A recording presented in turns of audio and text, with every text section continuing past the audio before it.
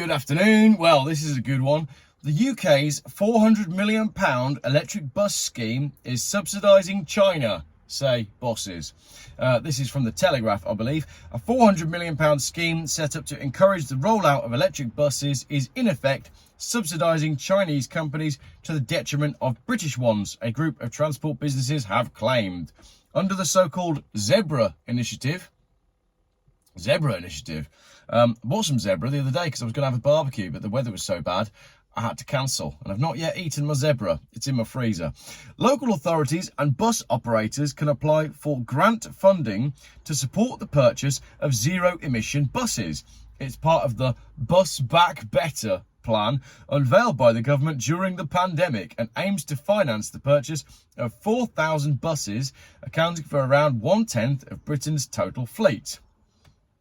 I know you're waiting for me to talk about electric bus fires here, but we'll do that in another video. Let's carry on with this one. There's loads of them. They keep catching fire. But, serious video. Some companies have complained that the bidding rules exclude projects to convert existing petrol or diesel fuel buses into electric ones, while aiding purchases of vehicles that depend on Chinese manufacturers. The Green Revolution, the net zero scam, was made in China. Businesses such as Sheffield-based Magtech, Cleanbus in Scarborough, and Equipmake in Norfolk argue that converting existing diesel buses, a method known as repowering, is a greener alternative than buying new vehicles. There's a lot that you could probably say about that as well. They claim the government's grant scheme currently incentivises new bus purchases instead of repowering, in effect distorting the market. Currently, 70% of electric buses purchased in the UK are Chinese manufactured or have components made in China, such as batteries, according to an analysis of official figures by Magtech. The most common bus model registered in Britain is the Enviro bus, built by Shenzhen-based BYD. Burn your driveway. But Magtech and others said operators and local authorities should also be allowed to receive grant funding for repowering. Marcus Jenkins, the founder of Magtech, said, at the current rate, it'll take more than 30 years to replace the diesel fleet with zero-emission buses. Will the government continue to pump taxpayers' money into buying new zero-emission buses, mainly from China, or will it take a more sensible approach? The government said it did not recognise the claim that the Zebra scheme was subsidising the Chinese manufacturers. Hang on. A spokesman added, over 80% of buses operating in our towns and cities are produced in the UK, and British manufacturers make up more than half of buses ordered through our zero-emission bus scheme. Right, so there's quite a lot to digest there.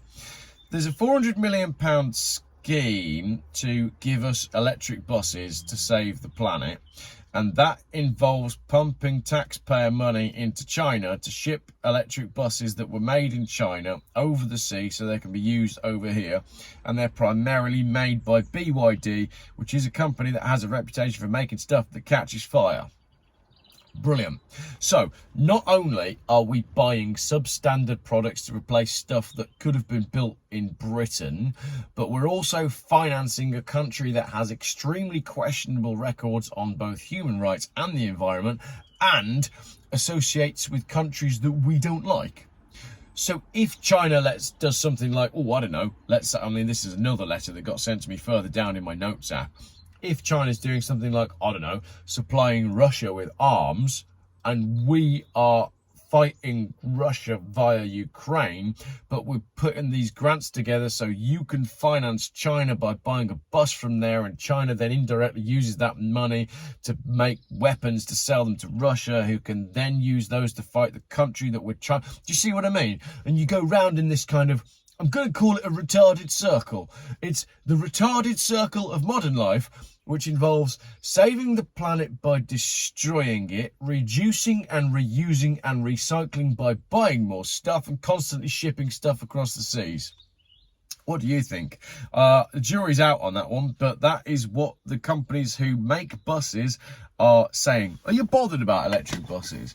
Are we really bothered about electric buses? I mean, yes, we don't want our cities to be full of smog, But because modern emissions technology has gotten a lot better, petrol and diesel buses are therefore polluting a lot less than they always were. How about if we came up with a system whereby we didn't need buses and we just had better public transport? How would you do it?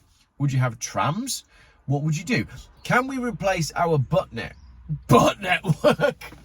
You can tell I'm just back from holiday and I'm struggling making YouTube videos. Can we replace our butt network with some sort of public transport system that doesn't actually require internal combustion or indeed electric propulsion? Shall we invest in, what's it called, when you just click your fingers and then you go somewhere? Brooms, like Harry Potter. So I'm recently back from holiday and I'm really struggling making YouTube videos. Apparently I can't remember how to do it, but what we did manage to weave into that one is a little bit about net zero, the hypocrisy of electric vehicles, China financing the Russian war and the war with Ukraine, and crazy government policies. So if we just go back into that again, right, this is hilarious. I appreciate this video has already gone sideways, so I'm going to go with it anyway. Repowering, right, repowering. Why do you need to repower something? It's got, again, like the mind is just absolutely boggling at this concept of repowering. So we're going to get all of our buses and we're going to make them electric, either by replacing them and scrapping the one that went before, or by ripping out a perfectly good diesel engine and replace it. That's only ever going to be a compromise, isn't it? If you're going to remove the running gear of your diesel bus and replace it with electric, it's only ever going to be a compromised version of its original self. But the bit that I wanted to read out again was, what did the government say? Where they said that they didn't recognise that it was a problem. Will the government continue to pump taxpayers' money into buying new zero-emission buses, mainly from China, or will it take a more sensible approach, says Marcus Jenkins of MagTech. And the government said it did not recognise the claim that the Zebra scheme was subsidising Chinese manufacturers. How could the government claim that they don't recognise that a scheme to incentivise the purchase of electrical products, what was it? What was the thing? How could they possibly say that a government scheme that encourages the purchase of electrical items or components or indeed batteries from China, how can they say that that doesn't subsidise Chinese manufacturing? How can they possibly say you're directly funding China with a government taxpayer-funded scheme? And they can turn around and say, oh, we don't understand how this could possibly be benefiting China. As I said earlier on in this video that I think was rubbish, the revolution will not be televised, but the net zero revolution will be made in China. It's so blatantly obvious that all of this is a scam, but apparently the government can't see it, probably because they're in on it.